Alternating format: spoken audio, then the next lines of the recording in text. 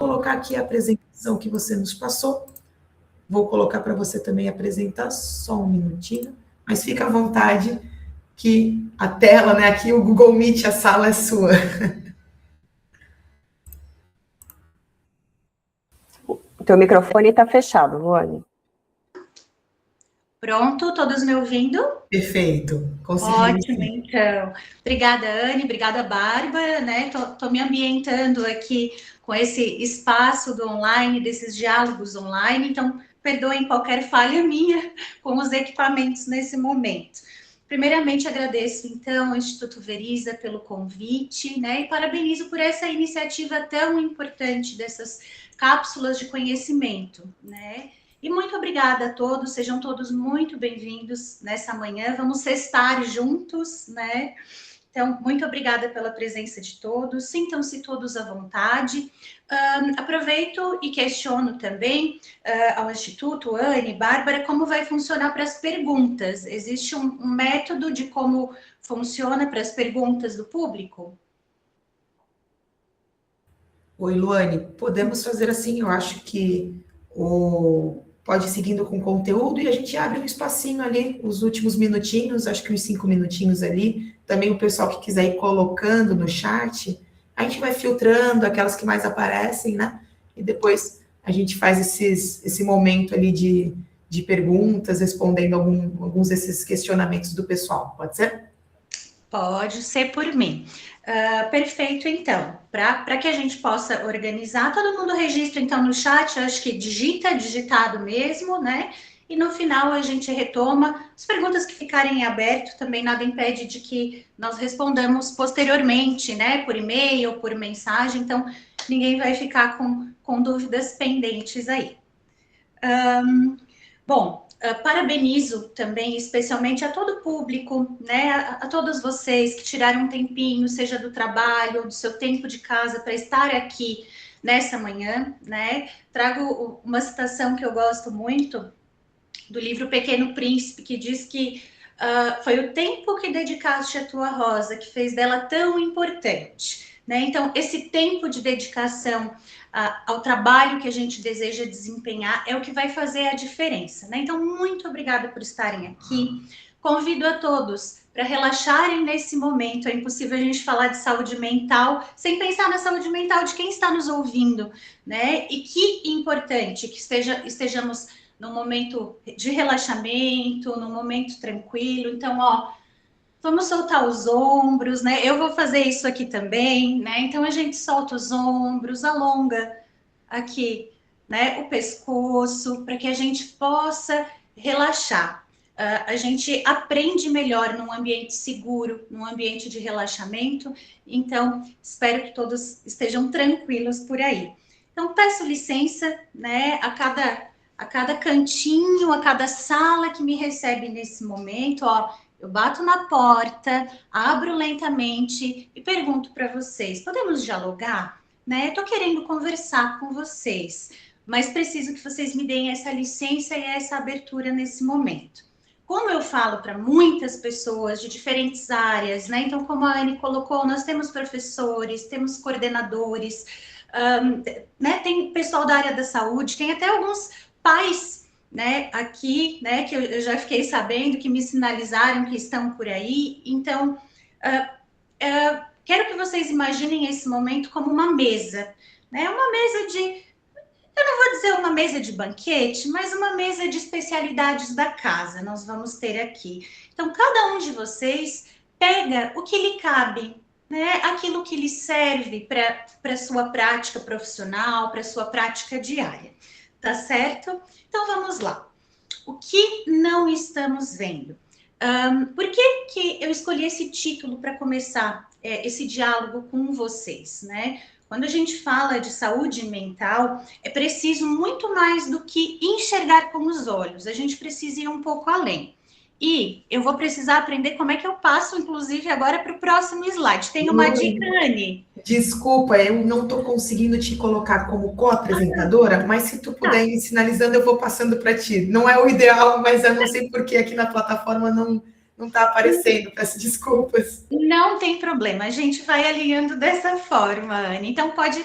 Isso, joia, perfeito, obrigada. Aqui eu trouxe uma citação para justificar, inclusive, a escolha desse título, né? A visão, ela é uma função de um órgão, né? Os nossos olhos veem, mas será que nós conseguimos olhar de fato? Olhar, talvez, é perceber o que está além daquilo que o nosso olho enxerga. Então, o olhar é uma função psíquica. E o que eu quero construir aqui com vocês, eu quero inquietá-los, inclusive, quero provocar esse olhar. O que nós não estamos vendo? Talvez o nosso olho está enxergando, mas nós não estamos conseguindo perceber no cuidado com a criança e o adolescente. Pode passar, Anne. Então, num primeiro momento, quero refinar o olhar de vocês. E o que seria esse refinar o olhar, né? Sabe quando a câmera está meio desfocada, né? Então, assim como a imagem inicial dos slides, a gente não está conseguindo enxergar direito, está meio turva essa imagem. A gente vai afinar esse olhar, né? Então, como é que a gente está olhando para a infância e adolescência? Para que a gente possa refinar esse olhar, a gente precisa entender quem é a criança e o adolescente do hoje. E agora a Anne vai passar de novo. Tenho até assistentes, muito chique isso aqui, gente. Quem é a criança e o adolescente de hoje, então? A geração alfa é toda a criança e adolescente nascidos a partir do ano de 2010, né? Então, os adolescentes aí, em média, no máximo de 16 anos, né? E as crianças nascidas a partir de agora, enquanto não encontrar-se um outro nome para a próxima geração, essa é a última geração que nós temos, né? Para que a gente possa pensar nessas crianças, a gente precisa entender que todas as crianças, a partir de 2019, já nasceram com a realidade da internet, né? Então, a gente já tinha internet ultra rápida, celulares, tablets, né? Cada vez mais, com mais recursos, inclusive, né? Então, eles são nativos digitais, né? Eles realmente não sabem o que é viver no mundo sem ter esse contato com a internet, né? E, enfim, com todos os recursos que nela traz. Aqui eu trouxe uma imagem que traz algumas tendências, então, né, dessa geração. Vou ler alguns aqui para que você possa ir aí no teu olhar e entendendo um pouco dessa geração, né?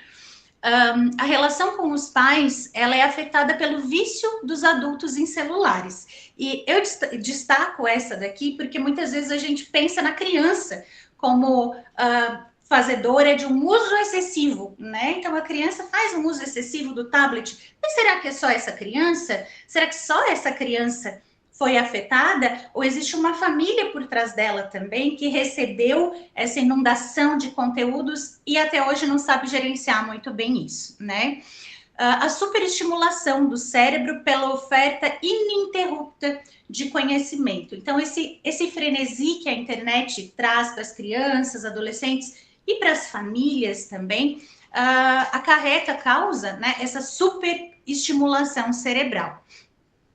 Em contrapartida, há um engajamento com o meio ambiente e questionamento dos padrões de consumo. Então, a gente tem essa geração, muito embora mais afetada, né, pela internet, pelas redes, mas é uma geração muito mais questionadora, né?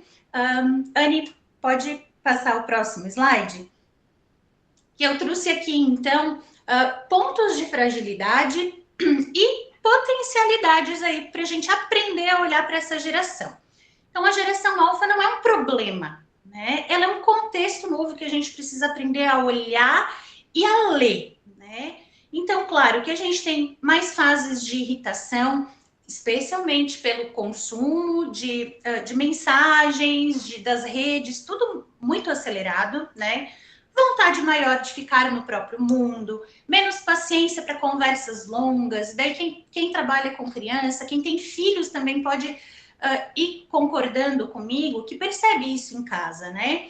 Sensibilidade maior a críticas, dificuldade de concentração, ansiedade e muitas vezes dependência desse estímulo. Porém, quais os pontos fortes, então, dessa geração? Eles são mais questionadores, né, sobre a vida, sobre as relações, sobre a desigualdade, expressam mais as suas opiniões, e inclusive aqui, muitas vezes lá no nosso cotidiano, a gente olha para essas crianças e adolescentes e acha eles muito audaciosos, né? Porque, nossa, eles falam o que pensam, assim, com uma propriedade. E é isso, essa geração tem essa característica, mas é um ponto muito positivo e a gente pode explorar, inclusive, no nosso cotidiano de trabalho. Eles valorizam o protagonismo, questionando o autoritarismo. Então, a gente já vai entender aqui que autoritarismo com essa geração não cola, não vai rolar, né? A gente vai precisar conquistar autoridade através da conexão, mas aí eu falo isso um pouco mais para frente. Essa geração também é muito curiosa e investigativa, e tem muitas habilidades digitais e fluência, né? Então, eles têm conhecimento, as crianças, desde muito pequenas, já conseguem construir vídeos que, às vezes, nós, aqui adultos, temos lá nossas dificuldades aí, né? Então, tem muitos pontos positivos para a gente explorar, mas há também a fragilidade por consequência de tudo aquilo que essa geração experimenta desde que chegou ao mundo. Anne? Então, alguém já ouviu por aí, ou até mesmo já pensou e falou uma frase do tipo, essa geração de agora é muito isso e aquilo, né? Ou, na minha época isso era diferente, né? Então, essa perspectiva, essa linha de pensamento com que nós olhamos para a geração atual, né? E eu trouxe aqui algumas frases, né? E, enfim, se você quiser deixar aí no chat também para complementar, vai ser bem interessante. Mas, por exemplo, essa geração de agora não sabe viver fora das telas, né? E eu vou te contar uma coisa que me parece que a nossa geração também não está sabendo, né? Mas a gente aponta as crianças e adolescentes, né? Ou, por exemplo, se tirar o Wi-Fi, essa criançada aí não sabe o que fazer. Quem é que nunca participou de um almoço de domingo em família, onde os idosos, né, os pais, as pessoas mais velhas estão lá, ó? Né? Será que é só a criança que, se tirar o Wi-Fi, não sabe de fato o que fazer? Ou, por exemplo, essas crianças não sabem brincar na rua, como a gente brincava. A Lili está comentando aqui, Liliane Silveira, que é falta de limite, né? Será que é falta de limite mesmo? Será que nós temos limite para o nosso uso, né? Ou será que a gente aponta só nessa próxima geração os excessos que, na verdade, nós também praticamos, né?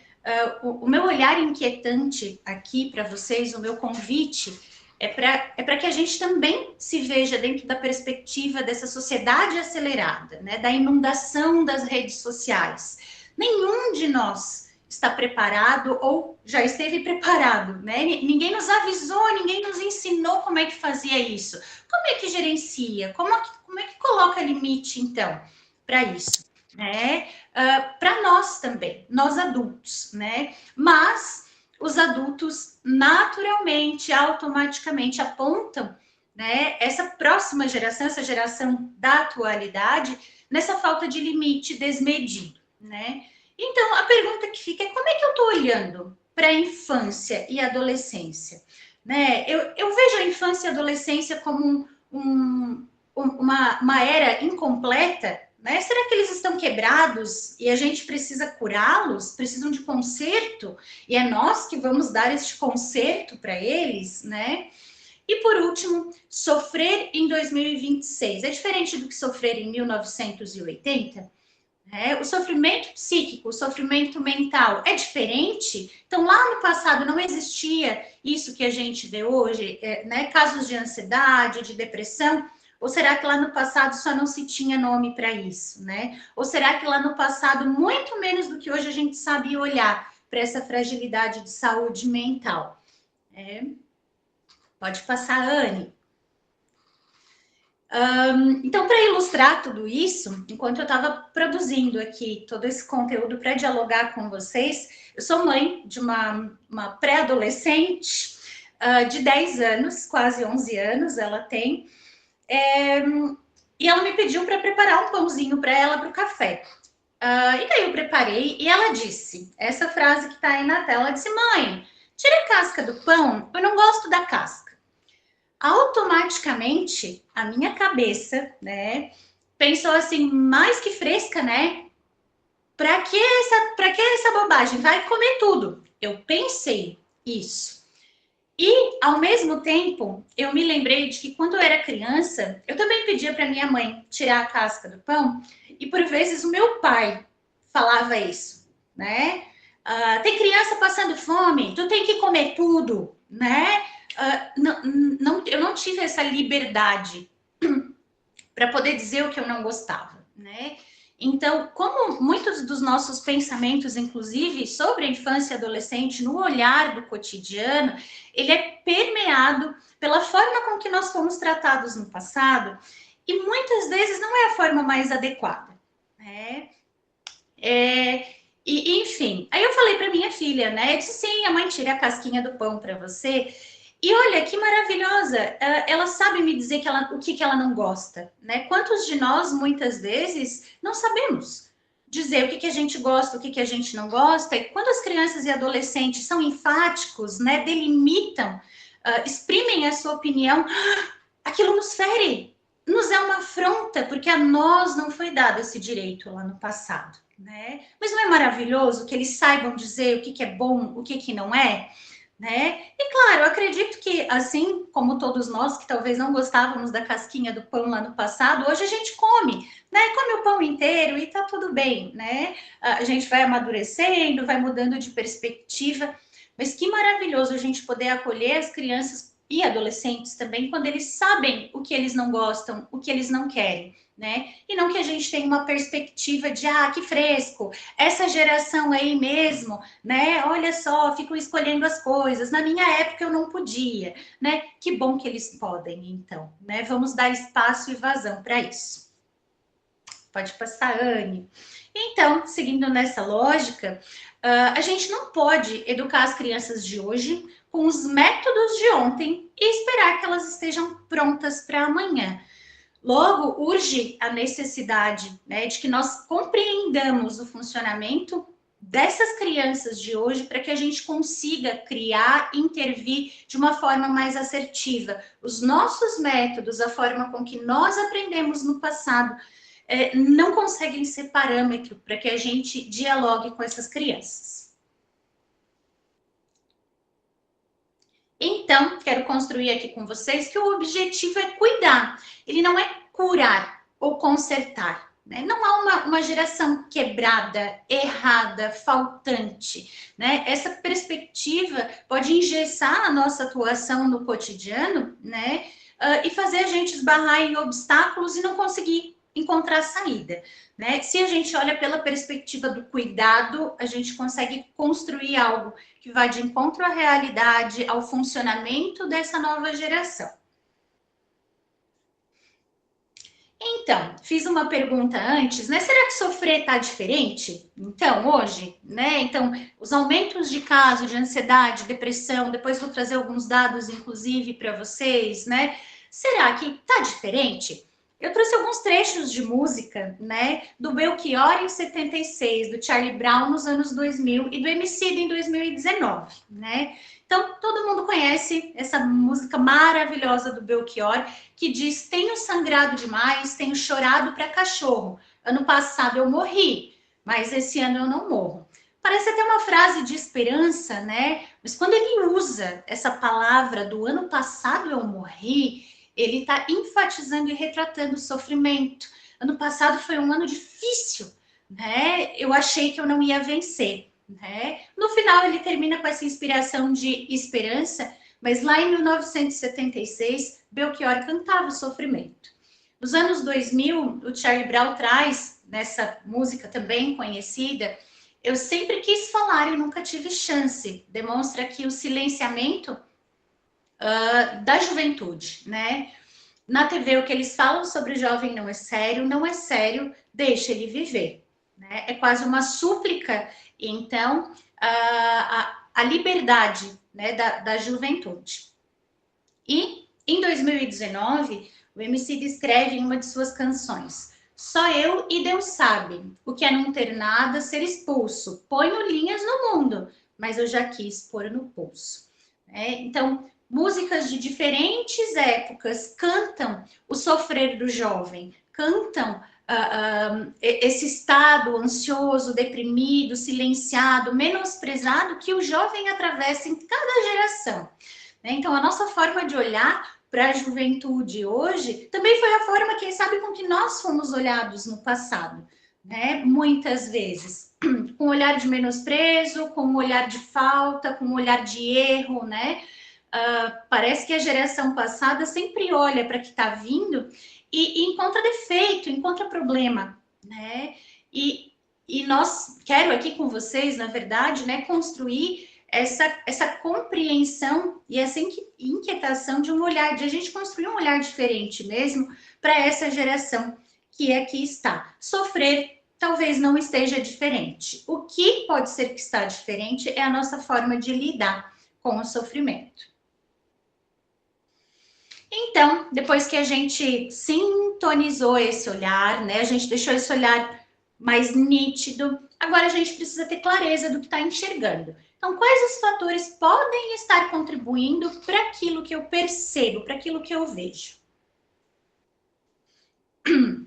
A gente precisa, até para que a gente não caia também numa lógica muito culpabilista, especialmente das famílias, né? Ou nessa lógica da patologização, a gente precisa entender tudo que atravessa o sofrer na infância e na adolescência. Eu trouxe aqui alguns pontos, mas acredito que você aí no seu cotidiano pode visualizar muitos outros, né? Então, a cultura do desempenho, essa exacerbada cobrança para ser bem-sucedido, né? Para ganhar a vida muito precocemente, e não distante disso, né? Eu recebo aqui na clínica, faço atendimentos clínicos, né, atualmente, adolescentes de 15, de 16 anos, com crises de ansiedade altíssimas, porque eles realmente acham que eles estão atrasados, né? Estão atrasados porque estão na escola, porque ainda talvez não sabem o que eles querem ser, né? O que eles vão fazer do amanhã. Justamente nessa lógica da cultura do desempenho, né? Parece que todo mundo tem que saber o que quer ser, né? Parece que a gente vive nessa linha de chegada, quem chega primeiro é melhor, né? Então, a cultura do desempenho, ela atravessa muito o sofrer das crianças, dos adolescentes, as vulnerabilidades sociais, todas elas, né? Então, a pobreza, a falta de acesso aos direitos básicos, enfim, a realidade vivida pelas crianças e adolescentes também atravessa esse sofrer, a violência doméstica, né? Então, as crianças, adolescentes vivendo essa realidade de forma paralela, isso atravessa o sofrer emocional delas, a autoexposição, então, a dispositivos eletrônicos, né? Que quando a gente pergunta o que você acha que está por trás do sofrer dessa criança e adolescente, essa daqui é a campeã, né? Essa autoexposição a dispositivos eletrônicos, e sim, isso atravessa o sofrer.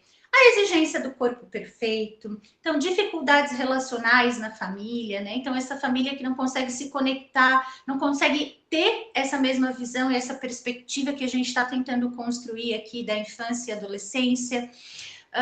O bullying e o cyberbullying, até não anotei aqui, mas ele entra também como um fator propulsor de sofrimento. E, naturalmente, os aspectos do desenvolvimento do adolescente, né? Então, a chegada da puberdade, das mudanças corporais, da sensação, da necessidade de sensação de pertencimento a grupos, né?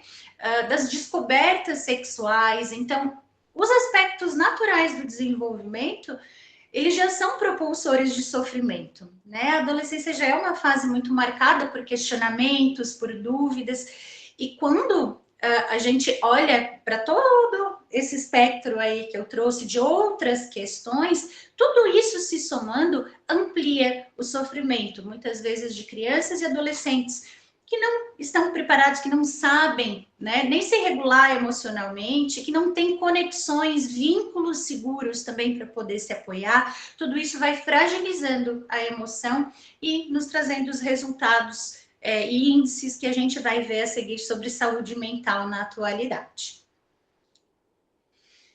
Então, trouxe aqui alguns dados que a gente encontra bem rapidamente, fazendo uma pesquisa rápida na internet, qualquer um de vocês consegue acessar esses dados, tá? Então, 75% dos transtornos mentais, eles iniciam na infância. Então, aqui urge a necessidade de que a gente tenha esse olhar sensível para a infância, que a gente saiba olhar e perceber, porque tudo começa na infância, né? Suicídio de 10 a 24 anos aumentou 6% ao ano, o dobro do aumento convencional, né? Então, aqui, quando a gente traz o suicídio, a gente já fala da última instância do sofrer psíquico, né? Ele também aumentou. Então, o que a gente está deixando de ver aqui, né? Aqui na ponta, antes disso acontecer? E o atendimento em saúde mental na faixa etária da infância e adolescência no SUS aumentou 3.300%. Isso é muita coisa. Então, há um aumento, há uma rede que não está preparada, né, para receber esse aumento, e é isso que a gente consegue observar, e é uma das angústias que a gente vai dialogar também, que tem muita demanda para pouco profissional atendendo na saúde, né? E o que a gente consegue fazer, cada um aí na sua posição de ator de proteção, para a gente olhar e tentar abarcar melhor isso. Bom, uma andorinha só não faz verão. Vocês devem conhecer esse ditado, né? Mas será que todas as andorinhas gostam do verão? Vocês já pararam para pensar isso? E será que todas sentem calor da mesma forma? Será que usam os mesmos métodos para se refrescar? Quando a gente ouve esse ditado, né, que uma andorinha só não faz verão, ela faz menção à coletividade. Mas há também que entendermos e termos esse olhar apurado para individualidade, né? Cada andorinha tem a sua forma, o seu formato, o seu jeito, a sua expressão, e por isso quero construir aqui com vocês esse olhar agora para a individualidade. Então, a gente já entendeu o contexto, já percebeu tudo que pode estar por trás do sofrer psíquico, agora a gente vai olhar para o indivíduo. Então, agora a gente vai aproximar o olhar, né? A gente já focou o olhar, já entendeu o que estava vendo, agora a gente vai chegar mais pertinho para poder olhar para o indivíduo. Então, para a gente pensar em cada andorinha dessa, né? Para a gente pensar em cada um, é importante que a gente entenda que cada um reage à dor e ao sofrer de forma única. Então, vivenciar eventos e situações difíceis, né? Que é o famoso eu também vivi e não morri, né?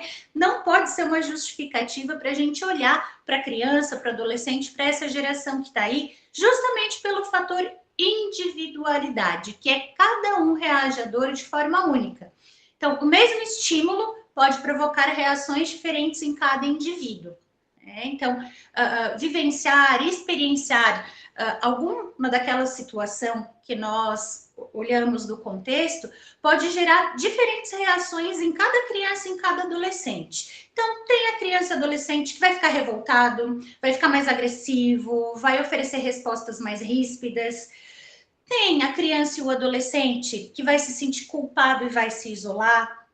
Então, entender apenas o contexto não nos é base, não nos serve, é muito pouco para que a gente possa ter esse olhar integral. A gente precisa conhecer, e daí a importância do vínculo, né? De eu conhecer cada criança, cada adolescente, de eu ter esse olhar mais individual para cada um deles. Porque se eu atendo lá no meu serviço uma criança, né, que sempre participa, que é bem ativa, depois de algum tempo eu vou percebendo que ela não quer mais participar das atividades, né, ou que ela tá mais quietinha no canto dela, isso pode ser um sinal.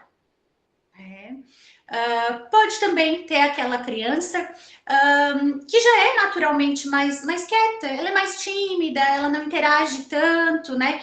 e de repente eu percebo que ela começa a ter reações mais agressivas, né? Então, isso também pode ser um sinal. Então, percebe que não há um padrão para que a gente consiga colocar no olhar, para que a gente consiga entender que cada criança não tem um padrão. A gente precisa conhecer como ela funciona, né? Qual o comportamento dela convencional, habitual, para que qualquer alteração seja percebido. Então, trouxe aqui alguns sinais, né, levando em consideração o que a gente conversou agora, mas tem alguns sinais que podem nos servir de alerta, né? E o primeiro é a mudança no padrão de comportamento, que é o que a gente comentou ali, mas eu preciso conhecer essa criança e esse adolescente. Qual é que é o padrão de comportamento dele para que a gente consiga estar sensível a qualquer mudança? Irritabilidade e o isolamento. Vou passar lá para baixo para a gente observar que são comportamentos daí, né? Então, a queda no rendimento também pode ser um indicativo aí de que tem algo acontecendo no campo emocional dessa criança.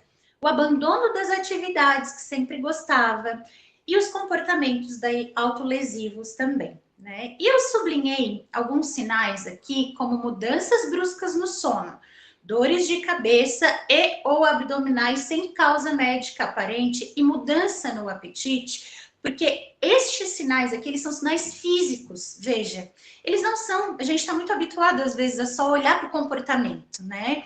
Mas pesquisas recentes, feitas inclusive com famílias de adolescentes que cometeram o suicídio, mostram que as mudanças físicas, elas começaram antes das mudanças no comportamento, né? Então, há uma forma aí, talvez, de a gente conseguir antever até as mudanças no comportamento, que é essa mudança no sono, ou as dores de cabeça, ou abdominais, né? Aquela dor de estômago, dor de barriga, mudança no apetite. Isso tudo também pode ser um indicativo, um sinal de sofrimento psíquico. E aqui eu trouxe um trecho para ilustrar da Marta Medeiros, é uma poeta que eu gosto muito, e que ela diz assim: é importante ler livros, assim como ler pessoas. Não só as palavras que elas dizem, como seus olhares, expressão corporal, silêncios. O ser humano todo é uma linguagem. Então, para colaborar com essa ideia aqui que a gente está tentando construir, de interpretar os sinais, de fazer essa leitura mais minuciosa aí de tudo aquilo que a criança e o adolescente nos traz no cotidiano.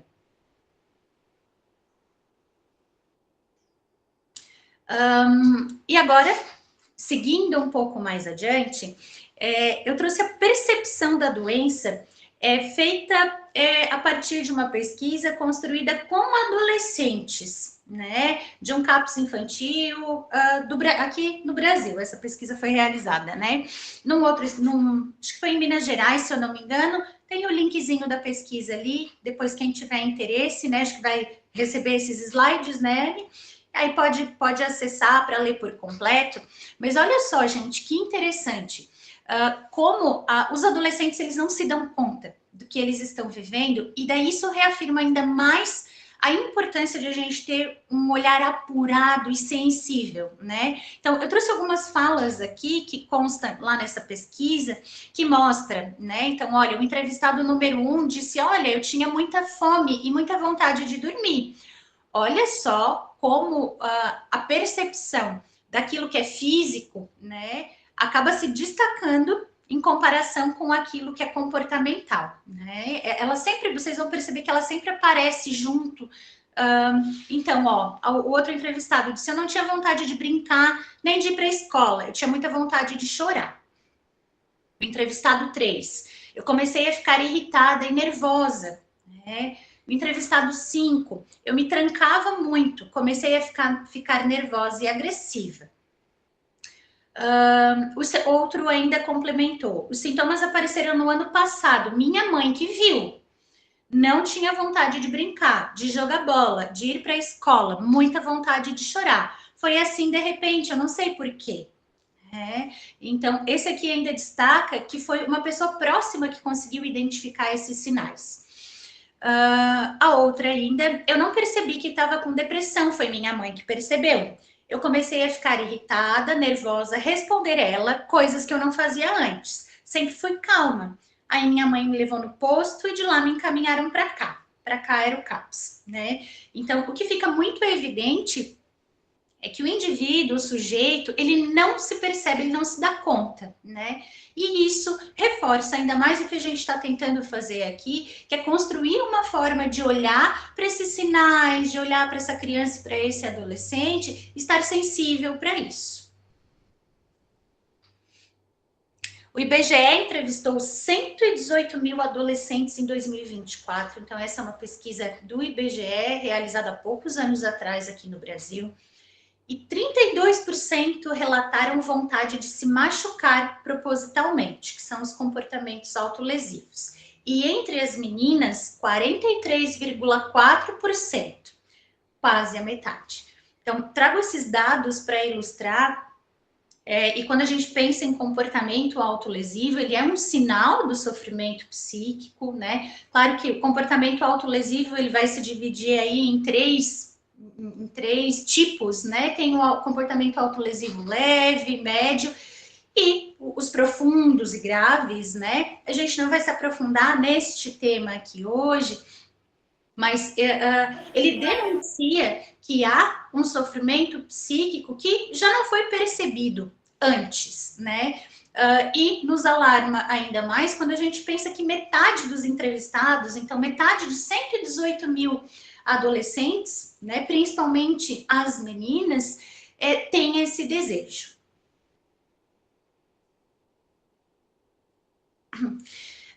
Destaquei aqui, já que é algo que a gente tem lidado muito no nosso cotidiano, né, que a automutilação, então, em estados de sofrimento extremo, há uma dificuldade de regulação do córtex pré-frontal e isso pode resultar em explosões de agressividade ou comportamentos de autolesão como válvula de escape física para dor emocional.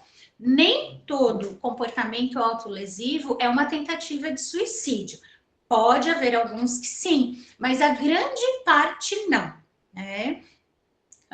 E trouxe um outro estudo abaixo, que depois vocês podem explorar na íntegra, que tem o link ali. O resultado desses estudos sugerem que a autolesão teve a função principal de regulação emocional, realizada com a intenção de aliviar as sensações de vazio ou indiferença. Então, a resposta do próprio público, né, dos próprios adolescentes que fizeram uso da autolesão, qual que era a intenção, né? Então, de 18%, enfim, né? Eles buscavam aliviar os sentimentos ou as sensações ruins, ou fazer eles cessarem, né? Então, urge aqui também uma necessidade de a gente olhar para a forma como que esses adolescentes têm se regulado emocionalmente, né? O que a gente tem oferecido para eles, para que eles saibam administrar algumas emoções e alguns temas daqueles que a gente viu lá no início que estão inseridos no seu contexto, né? E o estudo conclui também para o reforçamento da hipótese de que o comportamento autolesivo ele procede das vulnerabilidades interpessoais e sociais e das dificuldades de regular as suas emoções diante disso. Então, qual que é... Trouxe aqui, né, remexi algumas angústias profissionais no que diz respeito a esse tema. Então, a gente tem uma oferta e demanda, né? Tem uma diferença muito grande entre a demanda que existe e a oferta de serviço no atendimento de saúde. A falta de expertise para lidar, abordar o tema com as crianças, adolescentes e famílias, uma visão profissional muito dicotômica do sofrer psíquico, no sentido de que tudo é saúde, né? Tudo termina na saúde, eu encaminho para a saúde e é isso, a saúde que lute para dar conta dessa demanda, né? E não é bem assim. Como a gente está dialogando bastante aqui hoje, é bem importante que a gente explore todos os outros atravessamentos, aquilo que pode estar por trás, né, desse resultado, que é o sofrimento e o adoecimento psíquico. colaborando com isso, com essa visão dicotômica, né? É essa lógica encaminhadora. É saúde? Encaminho, passo adiante. Então, a saúde que precisa dar conta disso. Desconhecimento dos serviços também disponíveis no meu território e de como eles funcionam. Então, recentemente, a recente lei, né, que foi em maio desse ano, se eu não me equivoco, acho que foi no mês de maio, ela inseriu no artigo 11A do ECA a garantia, a obrigatoriedade de o SUS manter programas e protocolos de atenção integral psicossocial básico, especializado, hospitalar, de urgência e de prevenção precoce contra transtornos como ansiedade, depressão e automutilação. Então, lembrar que o olhar da saúde para a infância e adolescente, da saúde mental, ele é extremamente recente, né? A partir de 2001, a gente começou a ter políticas de saúde especializadas para a infância e adolescência, e só no ano passado não, desculpa, nesse ano, em maio, a gente tem essa atualização e vejo que isso é muito uma tentativa de dar conta dessa alta de demanda, né? Então, como é que funciona? Quero elaborar bem rapidinho aqui com vocês o que eu faço, né? Eu sou professor, enfim, eu estou lá na educação, ou lá no meu lar mesmo, né? E observo que tem alguma criança e adolescente que possivelmente está em sofrimento psíquico mental. Eu encaminho para onde, né? A porta de entrada, então, é a unidade básica de saúde, a estratégia de saúde da família, né? Existem outras formas, mas por base a gente tem unidade básica e estratégia de saúde da família como porta de entrada, né? Então, a equipe vai receber essa criança e sua família, o seu responsável, né? Vamos fazer uma triagem inicial e observar se o caso precisa de um encaminhamento para o CAPS, dependendo dos sintomas ali e da gravidade, ou se esse tratamento vai ser elaborado ali na unidade mesmo, né? Então, a unidade recebe a demanda e agora, né, a partir dessa lei recente, em tese, dependendo da necessidade, ela mantém ali na própria unidade mesmo esse caso, né, através do matriciamento. O que seria esse matriciamento, né? Seria um estudo de caso e uma espécie de parceria, eu vou chamar aqui, né, entre um profissional de referência ou psicólogo do CAPS, enfim, e vai ser construído um plano, né, um plano de saúde, de atendimento para essa criança e para os familiares. E a própria unidade de saúde também mantém os diálogos com o conselho tutelar, se necessitar, se observar a necessidade, com a assistência social, né, com a educação, se observar que tem alguma fragilidade, mas mantém o foco do atendimento ali na própria unidade básica de saúde, dependendo do caso. Para ilustrar, para facilitar, eu construí aqui um caso no slide seguinte, que a Anne vai colocar para a gente. Então, um caso Luísa, aqui criei um nome, né, um nome fictício, 14 anos. Então, a mãe, eu botei Luísa e Laura, mas é a mesma pessoa, é Laura Luísa, vamos criar um nome único aqui para nossa adolescente. Ela procura a unidade básica de saúde, relatando que a filha anda muito isolada, chorando no quarto, com queda abrupta nas notas escolares e marcas suspeitas de arranhões no pulso. Né? Então, o que a UBS faz? Né? O médico de família e o enfermeiro realizam um acolhimento, identificam os episódios de automutilação, sem ideação suicida imediata planejada, mas com sintomas depressivos, né? E a equipe, depois, né, sozinha, vai avaliar que o caso exige atenção especializada, mas que encaminhar, né, a Laura Luísa, que para fila de espera num ambulatório, congelaria o cuidado. Né? Aqui vai passar pela sensibilidade do olhar da equipe da unidade de saúde, né? Então, eles decidem levar o caso para o matriciamento com o CAPS infanto-juvenil. Então, a equipe faz esse matriciamento, esse diálogo, constrói o plano de atendimento, mas o plano de atendimento é realizado e executado na unidade de saúde pelos profissionais lá disponíveis, né?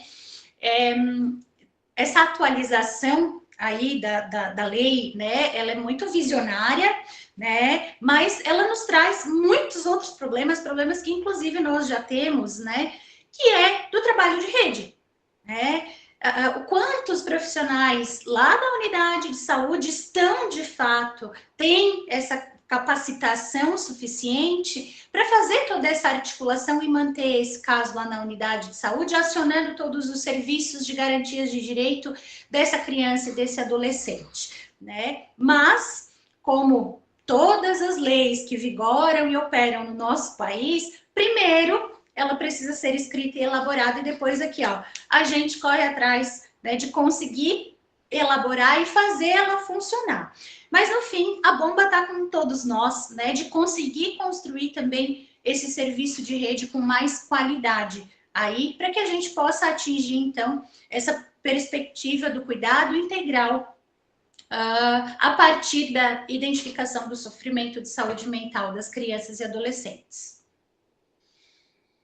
Então, aqui, né, já que a gente segue nessa perspectiva de inquietar o olhar, para além daquilo que os nossos olhos conseguem enxergar. Então, a gente afinou o olhar, a gente entendeu o que estava acontecendo, a gente aproximou do indivíduo. E o que está para além daquilo que os nossos olhos conseguem enxergar? Como é que eu, no meu serviço, no meu cotidiano, posso abrir caminhos para novas trilhas, para além daquilo que a gente já tem feito, né? Vocês percebem que eu trago muito mais perguntas do que respostas aqui na nossa manhã de diálogo, né?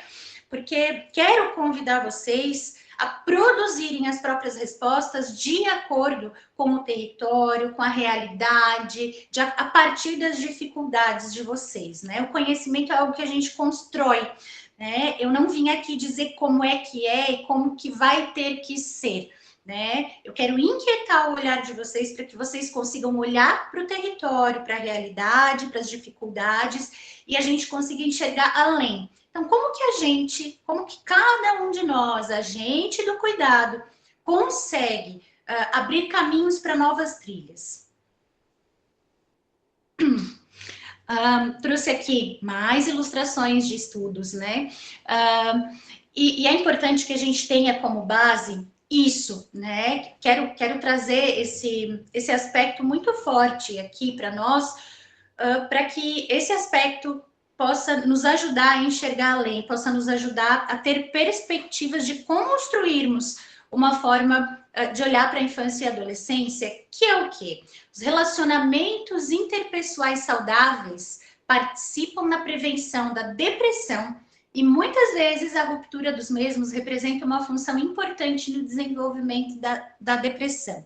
E o que isso quer aqui dizer, né? Que a qualidade das interações sociais, seja sua, né, enquanto profissional que está lá na ponta, atuando diretamente com a criança e adolescente, seja no teu trabalho com famílias aí também, né, para ajudar a construir estes relacionamentos mais saudáveis, pode ser uma forma de nós chegarmos aí a uma prevenção, né, e até uma forma de tratar e cuidar, ajudar no cuidado da criança e do adolescente.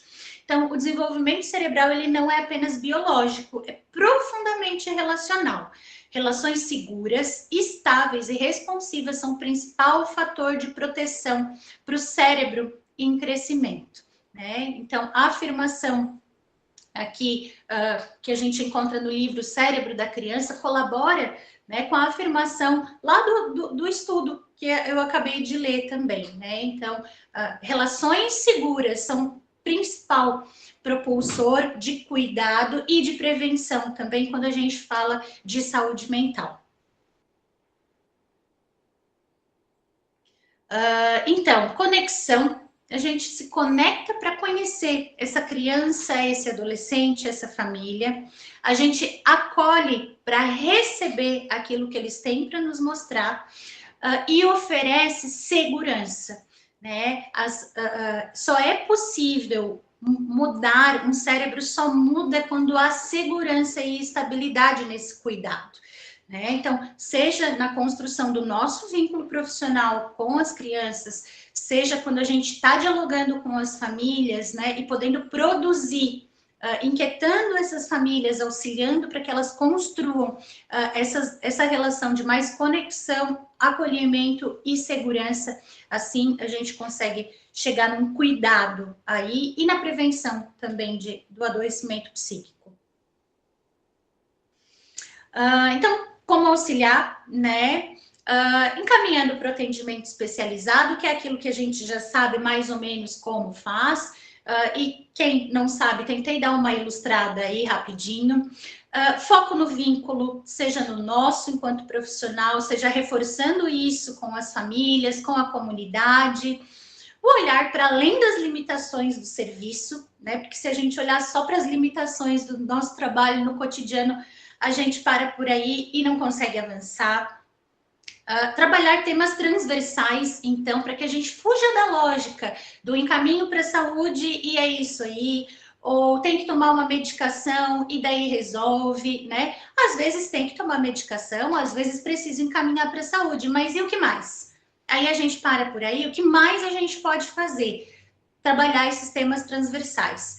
E um nó que é bem grande desde muito tempo, que é aprender a atuar em rede para prevenir e acompanhar estes casos, né?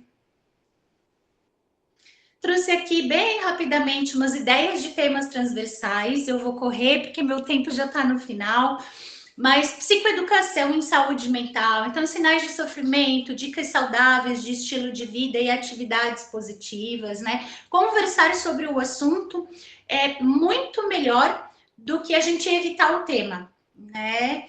Então, trabalhar psicoeducação, comunicação não violenta com as famílias, para a gente pensar no fortalecimento dos vínculos, das conexões familiares.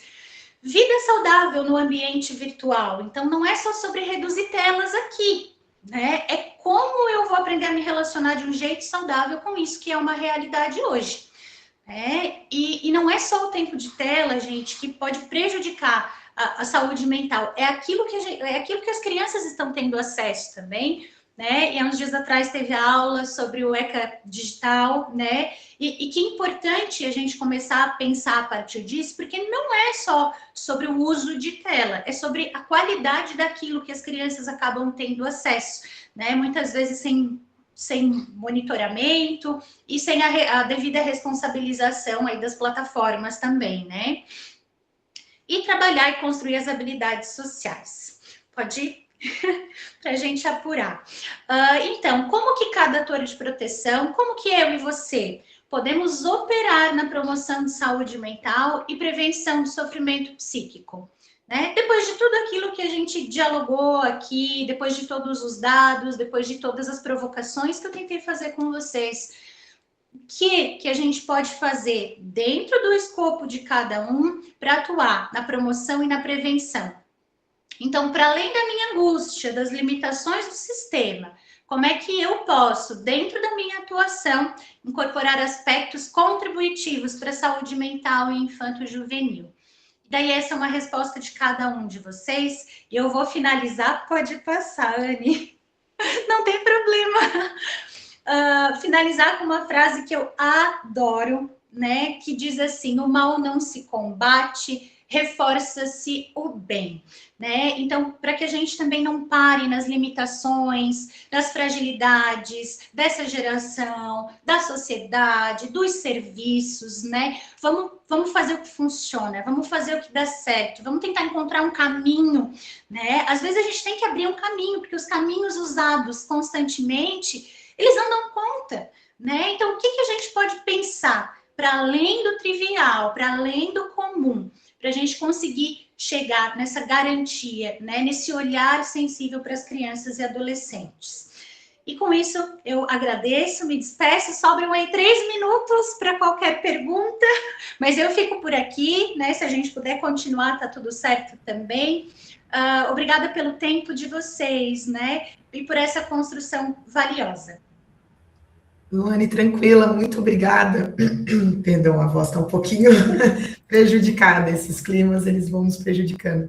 Mas até mesmo eu tomei um pouco do tempo ali, né, na apresentação, então fica tranquila, tá bem no certinho aqui. Pessoal, a gente deixa aberto agora, né? Se alguém quiser trazer uma dúvida, algum complemento, podem utilizar aqui o nosso chat. Quem quiser também abrir microfone, talvez trazer aqui alguma questão, questionamento, fiquem à vontade, podemos usar esses minutinhos aqui desse nosso encontro, até para que vocês possam participar. Então, quem quiser, se quiserem já botar aqui no chat, tipo, gostaria de falar alguma coisa, se não, vou dar aqui uma pausinha só para ver se alguém fala, senão qualquer coisa eu vou fazendo nossos agradecimentos finais, pessoal. Mas fiquem à vontade esses minutinhos aqui, podem trazer alguma questão, podem trazer abertura de microfone também. Vou aproveitar também para perguntar se eu não consigo, eu queria fazer uma foto nesse nosso encontro, né, nessa nossa turma. Estou vendo só o rostinho de uma pessoa, não sei se mais alguém poderia estar abrindo câmera, só para a gente fazer assim, um registro ali. A Fabiana abriu, a Edilson, a Sônia também está aberta, a Liliane. Obrigada, meninas, obrigada, meninos. Isso, vamos fazer aqui uma fotinha do nosso encontro. E, claro, fica aí aberto, quem quiser trazer algum complemento, podem utilizar ali no chat. Finalizando aqui, eu vou passar para vocês algumas informações, né? Eu sei que muitos vão querer saber sobre esse material. Vou estar passando como é que vocês vão receber, tá? Fiquem tranquilos, fiquem aqui mais um tempinho que eu já passo essas informações para vocês, tá bom? Vamos lá, então, deixa eu ajeitar aqui a minha câmera também, meu computador. 1, 2, 3, e todo mundo aqui. 1, 2, 3, e segura o sorriso, segura.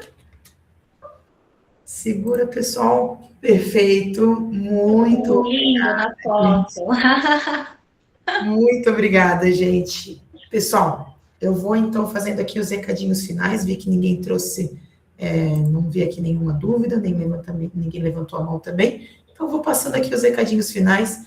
A gente espera que esse encontro tenha sido de muito proveito para vocês, que tenha sido esses 60 minutos, como o próprio Luane falou, que o pessoal pode relaxar para conseguir aprender melhor, né, conseguir capturar melhor as informações sobre o material. Essa apresentação ela vai ficar disponível para vocês, tá, poderem utilizar, poderem estar revendo, né, a gente encaminha para vocês através da plataforma do Simpla. Todos aqui realizaram a inscrição, né, uma pré-inscrição ali através do nosso formulário ali do Simpla, né, da plataforma. Então, vocês vão receber ali, através dessa plataforma, uma pastinha que fica ali à disposição de vocês, no login de vocês, para que vocês possam ter acesso a esse material e também vocês vão receber a gravação na íntegra, para que possam estar reassistindo. Essa gravação, ela vai ser, vamos subir na nossa página do YouTube também, como eu falei.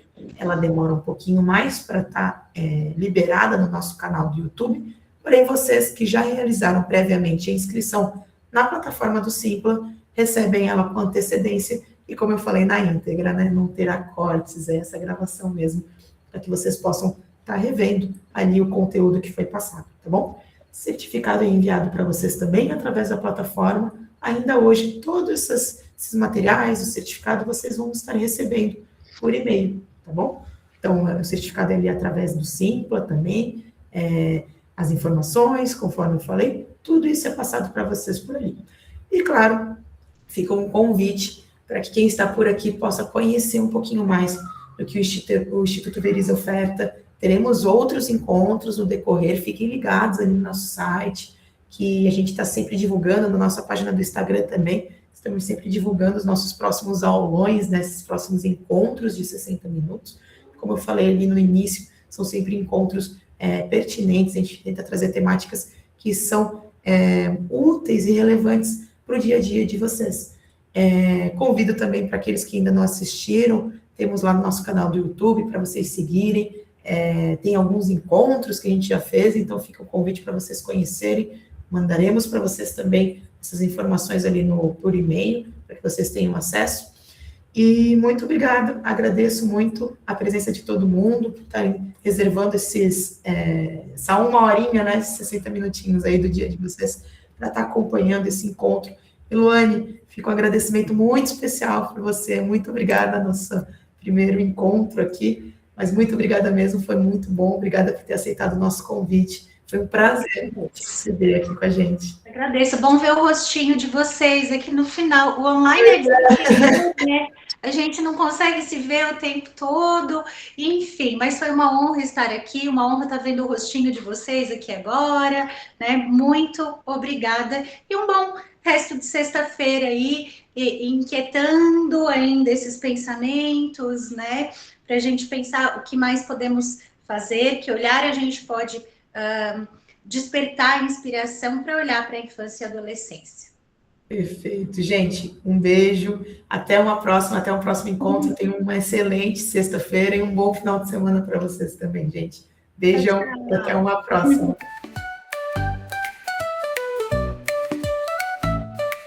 Quando saber transformar, tudo pode acontecer.